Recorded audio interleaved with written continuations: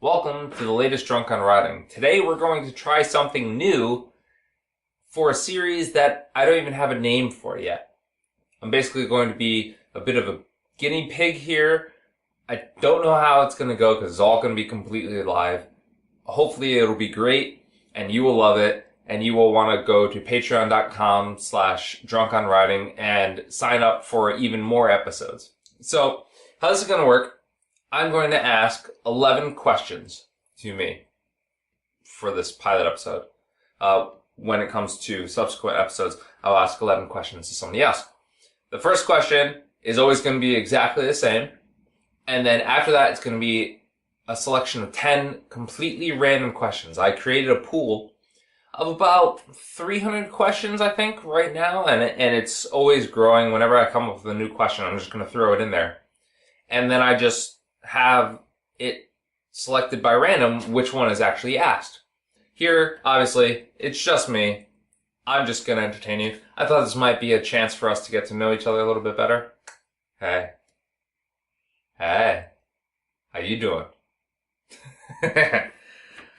So, yeah. Let's get into it, shall we? Question 1. What do you do and how long have you been doing it? Well, as you probably know, I'm an editor, I'm a writer, I'm, I guess, a video producer now, and I've been doing the writing and editing. Okay, so I've been doing the writing forever. I wrote my first book back in first grade. It was called The Hulk and Me. I'd probably get sued by Disney if I ever tried to re-release it. And it was this picture book of me and the Hulk hanging out. I have no idea where that is. I think it may be in my mom's hope chest. But then I wrote a short story a little later on called World War III. It was very original. And that starred me and a friend of mine basically fighting over a girl. And a girl who ended up being a really good friend of mine throughout high school, throughout grammar school. Still talk to her. She's great. Hi. You know who you are. I wrote a sequel to that. Then I wrote another book, which ended up being what would eventually become my second novel, The Nobodies, which spun off its prequel, which became Sanity's Flaw. And now I have a third part of that trilogy, which hasn't come out yet, Tresca. Who knows when that will come out. But I'm also an editor at United Healthcare. I'm currently running for the Board of Ed in Milford. And I'm also a father and husband and all these other things, woodworker and whatnot. You could look at my bio for the full rundown.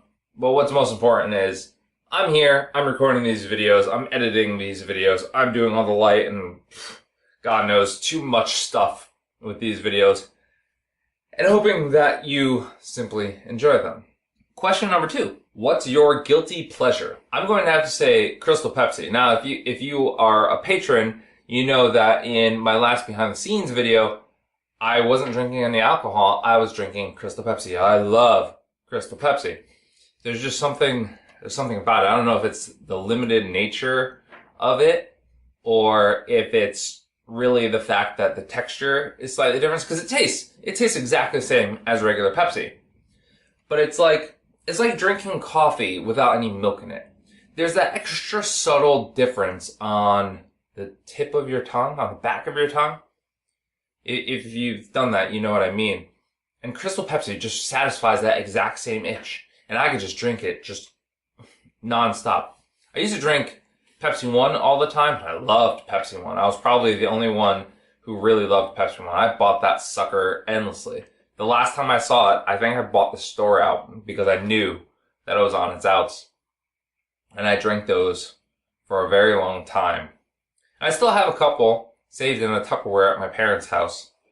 I don't think they're good anymore, but I have the feeling one day I'm probably going to crack one open and try it. I'll be sure to record that when I do. I have the feeling that it's not going to be good. Question number 3. In general, how many days do you wear the same pants in a row? When it comes to jeans, honestly, it's basically until they look dirty. Jeans can look clean for so long. They smell fine for so long. And honestly, they're so much more comfortable after they've been out of the wash for a couple of days. Usually probably not more than a week though. When it comes to dress pants, one day, and I cycle them through. I don't wash them right then and there necessarily, because then they start to fade and get all tattered looking. Shorts, probably the same as jeans, maybe slightly shorter, because most of the shorts I have are khaki. I think all the shorts I have are khakis or cargo pants. They're not jeans anymore. What's even in for shorts at this point in time? It's not jeans, right? It's not cargo shorts. Is it just khaki shorts? Is that what's in now? Is it those colors, the pink ones, the blue ones? No, I don't know. I wear them. I wear them for a bit until I spill like Taco Bell on them, like I did the other night. I'm probably going to keep wearing them. Question number 4. What was the best compliment you've ever received? All right, so if you know me, you've probably heard this story before. I was in the Trumbull Mall, and I went to Dunkin' Donuts. This was back when I still liked Dunkin' Donuts. And I was ordering it, and there was a manager in the back, and she was on the phone, and she was yapping away, and she stops. She stops her phone call, and she looks at me. And I look at her, and she looks at me. And she comes up to me while I'm getting coffee from this other person, and she says, "Has anybody ever told you you have chocolate brown eyes?" And I was like, no, nobody has ever said that to me. And she goes, and she just stops and all stares like, "You have dark chocolate brown eyes." And I was just like, yes. And I internalized that. And I think, I'm misremembering it. I think she actually said something similar, but slightly different. But it was still a hell of a compliment. I've adapted that. I've probably stuck that into every single one of my books so far because I love it. Nobody's ever said that about my eyes. That's fantastic. The chocolate brown eyes, they just don't get enough loving, you know? Question number 5. If you could travel anywhere with the love of your life, where would it be? I answered this question, I think, in an earlier episode of Drunk on Writing, where I would want to go to the most isolated spot I could with the love of my life. There's this place in Pennsylvania. There's no cell reception. There's no lights. There's nothing there. And it's just, you get there, it's you in the woods and the sky and nature and the stars. And you go under there, you cuddle up under a fir tree, under a pine tree. And I'd imagine it would be amazing. Just spending time with the other person. No distractions. Just you and the other person. Of course, I couldn't do that forever, and then I'd want to go to like a city and go buy some comic books, or go visit Super Arcade, or go to a brewery, or a distillery, or a winery, or just go for a hike, or go for a kayak or something. But if I could have that moment, a nice, long, precious moment where you get the feeling that the woman you love just absolutely loves you back with no concerns, no obligations, no anything. There's just like that pure love. That would be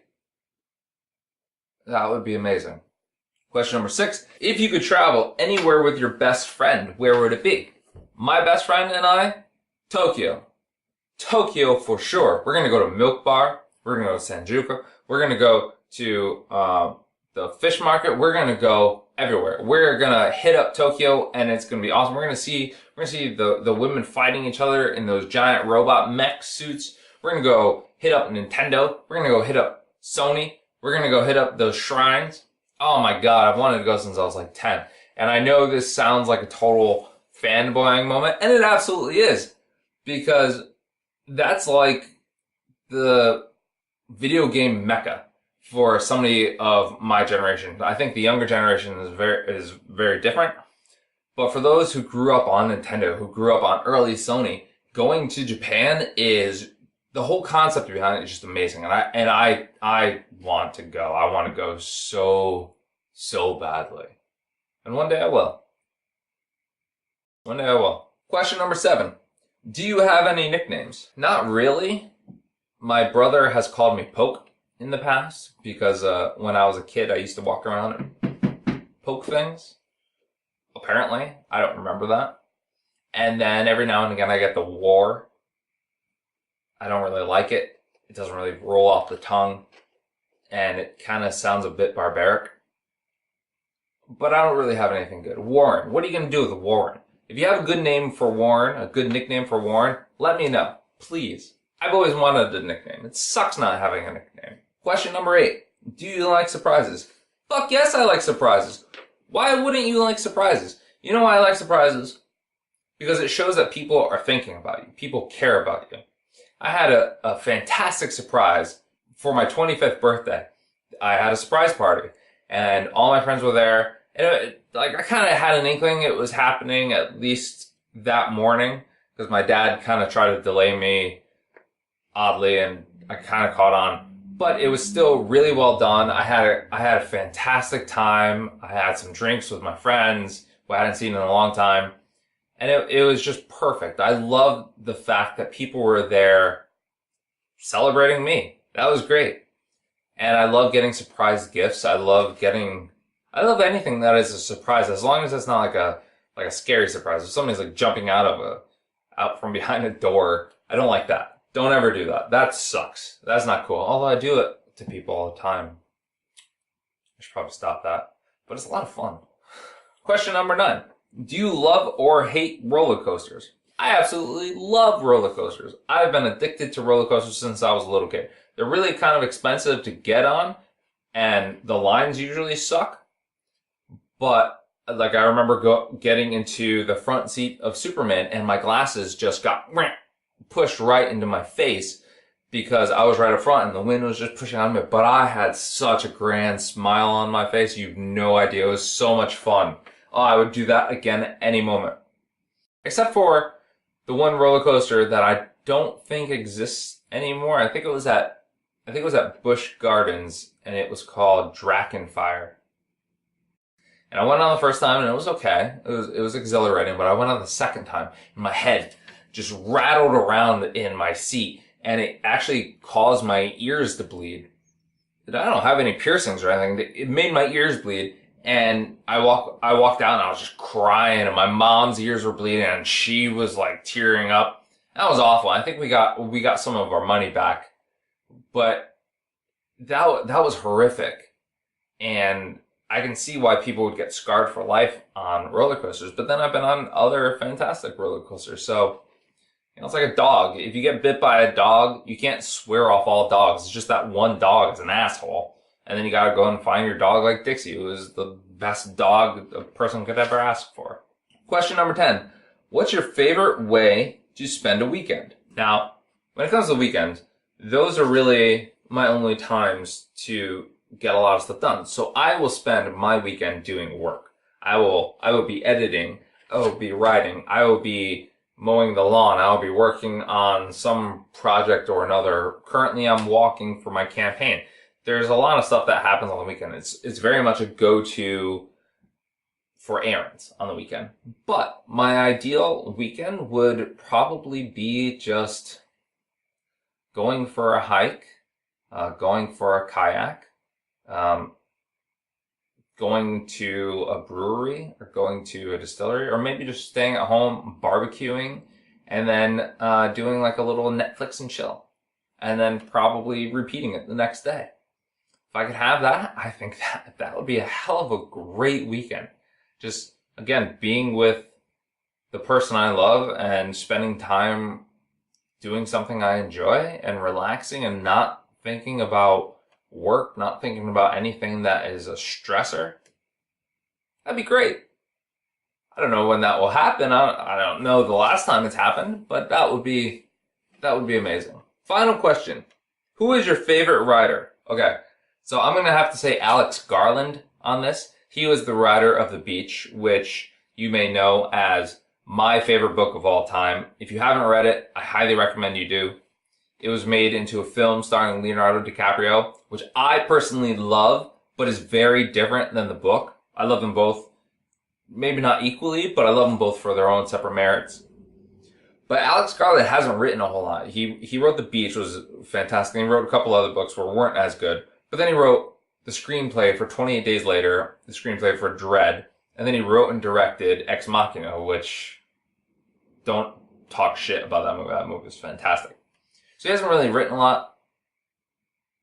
Because of that, I would have to go and say Stephen King. Stephen King writes and writes and writes. I don't know where he finds the time to do it. I don't know where he gets all of his ideas constantly. He's an inspiration, and absolutely, I have to toss him out there. I have to give him a shout out. I own, I think, every one of his books at this point. They're not all first editions, but we're going to touch on that again a little later in the year. But I have them all, and I've read the majority of them, and I think I'm going to read them over again soon. Just so good. Just the way he paints the details. It's unbelievable. And he doesn't pack it with the filler that a lot of other authors do. Like, I don't want to name names, but there's none of those false cliffhangers. There's none of those, oh, let me paint a picture with my words. It's like 2 pages describing the color of this wall over here.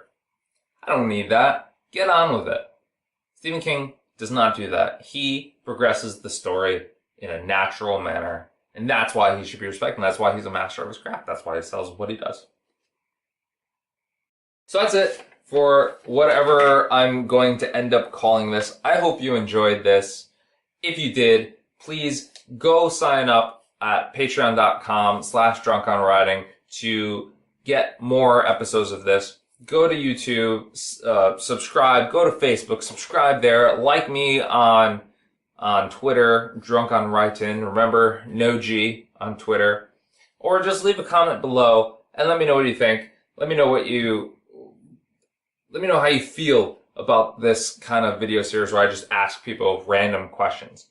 Hopefully, this is just like a pilot talking to me. Next time, I don't know who I'm going to interview, but we'll find out. And we'll see how it goes from there. All right. Thank you again. And until next time, keep on writing.